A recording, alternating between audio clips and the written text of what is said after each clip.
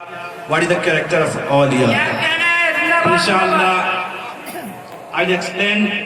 So we should try to understand what is the value of awliya, what is the biography of awliya. As we know that our Prophet Muhammad sallallahu alaihi wasallam was chosen by Allah to deliver His message of peace, love, humanity for the every creation in this world. Islam is the message of peace, love, humanity for the every creation in this world. Hazrat, آج کے اس نور و نکت کی حسین رات میں، آج کے اس مذہبی stage پر، آج کے دھارمک منچ پر ہماری اور آپ کی کتاب جسے ہم قرآن پاک کے نام سے جانتے ہیں، خالق کائنات قرآن مقدس میں ارشاد فرما رہا ہے اہدنا الصراط المستقیم، اہدنا الصراط المستقیم۔ المختصر وقت اور ٹائم کا خیال کرتے ہوئے میں اپنی بات کو پوری کروں گا، اس لیے ماत्र 10 منٹ کا وقت دیا گیا ہے۔ تو سننے سنانے سے قبل نبی اکرم نور مجسم رحمت دو عالم صلی اللہ علیہ وسلم کے بارگاہ رسالت میں نہایت ہی ادب و احترام کے ساتھ عشق رسول میں ڈوب کر درود شریف پڑھ لیجیے۔ اللہ رب محمد صلی اللہ علیہ وسلم، نحن عباد محمد صلی اللہ علیہ وسلم، اللہ رب محمد صلی اللہ علیہ وسلم، نحن عباد محمد صلی اللہ علیہ وسلم۔ حضور نقیب الاولیاء ڈاکٹر جوہر شفیع آبادی نے کیا ہی خوب لکھا ہے کہ یاسی کے آس پاس ہے طٰہٰ کے آس پاس، یاسی کے آس پاس ہے طٰہٰ کے آس پاس، ملا لگا ہے گنبد خضرا کے آس پاس۔ یاسی کے آس پاس ہے طٰہٰ کے آس پاس، ملا لگا ہے گنبد خضرا کے آس پاس۔ اب واہ رفت مجازی نبوت ہے روز و شب، واہ رفت مجازی نبوت ہے روز و شب، ایک نور مستقل روح زیبر۔ حضرات، جو سچا عاشق رسول ہوگا یقیناً عشق رسول میں ڈوب کر سبحان اللہ الحمدللہ کہنے پہ مجبور ہو جائے گا۔ جب کوئی عاشق مصطفیٰ عشق رسول میں ڈوب کر سبحان اللہ الحمدللہ کہنے پہ مجبور ہو جائے تو سمجھ لینا عشق رسول کا چراغ اس کے دل میں منور ہو چکا ہے اور اللہ نے اس کے درجات کو بلندی عطا فرما دی ہے۔ اسی لیے حضور نقیب الاولیاء نے کیا ہی خوب لکھا ہے کہ اونچا جو چڑھ گیا ہے گرایا نہ جائے گا، اونچا جو چڑھ گیا ہے گرایا نہ جائے گا، رفعت کی منزلوں سے ہٹایا نہ جائے گا، خود رب کائنات نے روشن کیا جسے پھونکوں سے وہ چراغ بجھایا نہ جائے گا، پھونکوں سے وہ چراغ بجھایا نہ جائے گا۔ وَالسَّارِ بھنساس وَسَتَّا، خالق کائنات نے اس پاون پوتر پر نئے پٹھان پرشمئی پرپراگت پوتر پنکتیوں میں یہ ادھوش کر رہا ہے اہدنا الصراط المستقیم، اے انسان ہم سے تو سیدھا راستہ مانگ لے، کہہ اہدنا الصراط المستقیم، اے اللہ مجھے سیدھے راستے پہ چلا۔ وہی قرآن مقدس جو تمام علوم دین و دنیا کا مقصد و منبع ہے، جو انسانی جبلی فطری صداقتوں کو جگمگاتا ہوا انسانوں میں محبت، مربت، مراسمت، اخوت اور بھائی چارگی کا درس دیتا ہے۔ یہی وجہ ہے اسلام کبھی سماج کو توڑتا نہیں بلکہ ٹوٹے ہوئے ہردے کو پریم سے جوڑتا ہے۔ اسلام doesn't discriminate but it gets our broken heart with love۔ اسلام توڑتا نہیں بلکہ ٹوٹے ہوئے ہردے کو پریم سے جوڑتا ہے۔ اسلام wish to save everyone from evil of society۔ It is a peculiar feature۔ It doesn't discriminate any caste, race, religion۔ It teaches us to be one in every aspect of life۔ It guarantees peace and prosperity۔ Islam is the message of peace, love, humanity for the every creation in this world۔ By this we can understand why the value of Islam۔ الاسلام الدین معظم و محبوب عند اللہ۔ ان الاسلام الدین الہ لا مثال له ولا مثیل۔ ان الاسلام معذب الناس على المحبة والاخوة۔ الاسلام للاسلام، ان للاسلام دستور خاص يخضع له اتباع يسر۔ ان الاسلام انتشر في انحاء العالم كالانتشار النار في الحفيم وجرى على قدم ساق في هدفه وفي مقصده۔ اسلام جان بجان کا درس دے کر ایک پوتر اور پرسکون سماج کا نرمان کرتا ہے، وشو بندھوت اور آپسی بھائی چارے کے مان کو پرستوت کرتا ہے، اونچ نیچ ذات پات کی نفرتوں کو مٹا کر ایک پوتر اور پرسکون سماج کا نرمان کرتا ہے۔ یہی وجہ ہے اسلام کبھی سماج کو توڑتا نہیں ہے بلکہ جان بجان کا درس دے کر ایک پوتر اور پرسکون سماج کا نرمان کرتا ہے۔ ہم دیکھ سکتے ہیں آج کیا بات ہے کہ آج ہم لوگ جیسے کہ ہم سبھی یہاں پہ حاضر ہوئے ہیں جانے علی چشتی نظامی کی محبت میں ہم جمع ہوئے ہیں. آخر کیوں؟ کبھی آپ نے غور کیا؟ ہم بزرگان دین کے آستانے پہ آتے ہیں، خراج عقیدت پیش کرتے ہیں.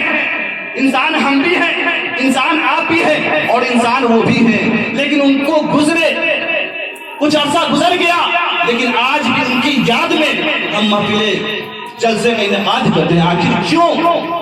آخر اس کی وجہ کیا ہے؟ کبھی آپ نے سوچا کہ ہماری طرح ایک انسان اللہ کی بارگاہ میں اس قدر مقبول ہوا کہ آج صدیاں گزر گئی، لیکن آج بھی اس کی محبت لوگوں کے دلوں میں، آج بھی لوگوں کے دلوں میں اس کی محبت ہے. آخر کیوں؟ آپ نے کبھی سوچنے کی کوشش کی کہ ہم اولیاء اللہ سے محبت کیوں کرتے ہیں؟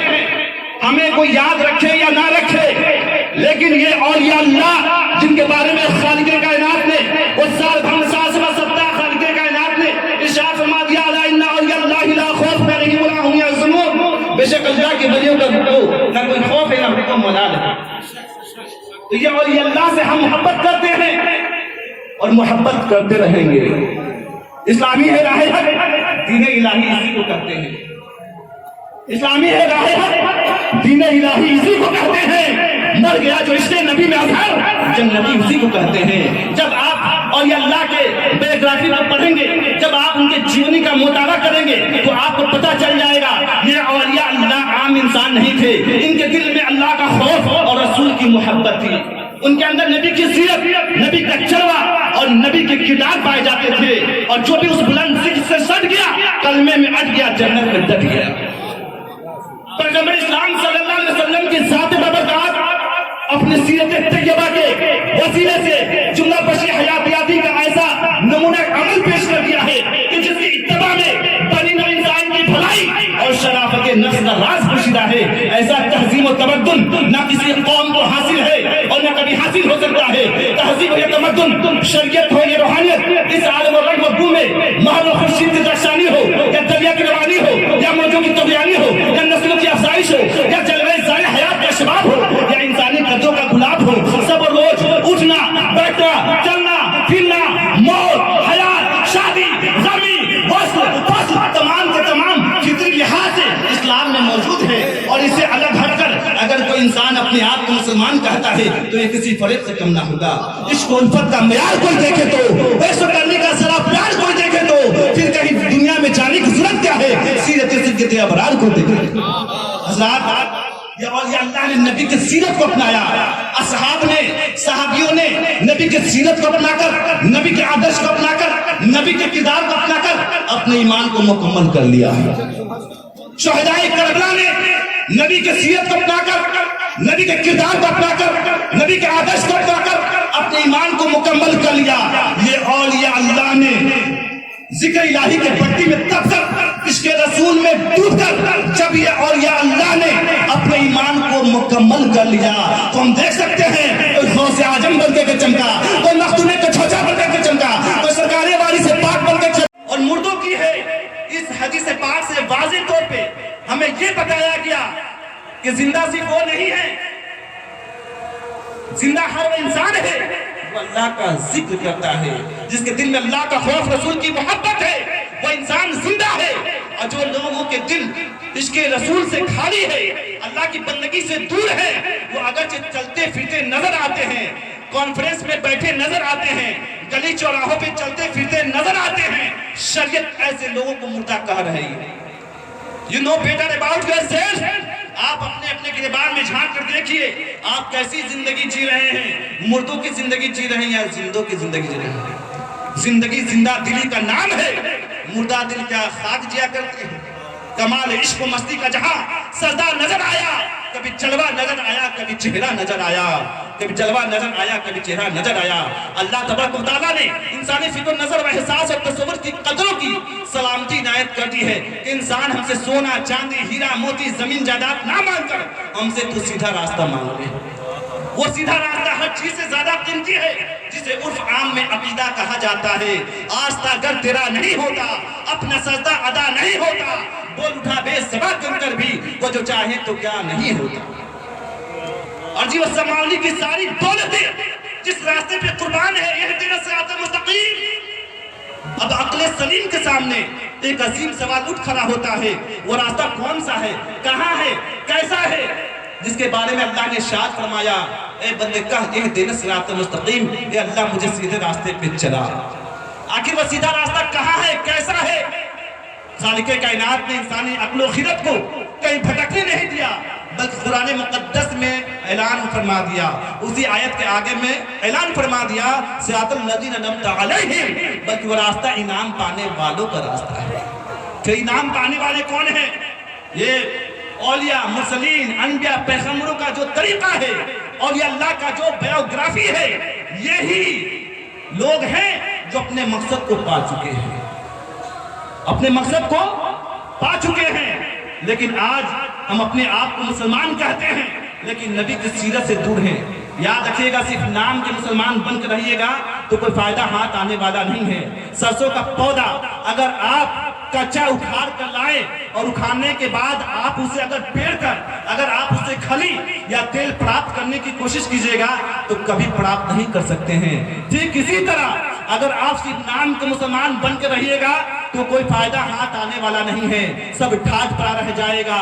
جب لاد چلے گا بنجارا تو ہمیں اپنے بزرگان دین کے بایوگرافی کو، زندگی کو دیکھنی چاہیے۔ ہم ان سے محبت کرتے ہیں، یہ اچھی بات ہے، لیکن واقعی میں اگر ان کے بتائے ہوئے آدرشوں پہ ہم چلیں گے تو ہم دنیا میں بھی کامیاب ہو جائیں گے اور کل میدان حشر میں بھی کامیاب ہو جائیں گے۔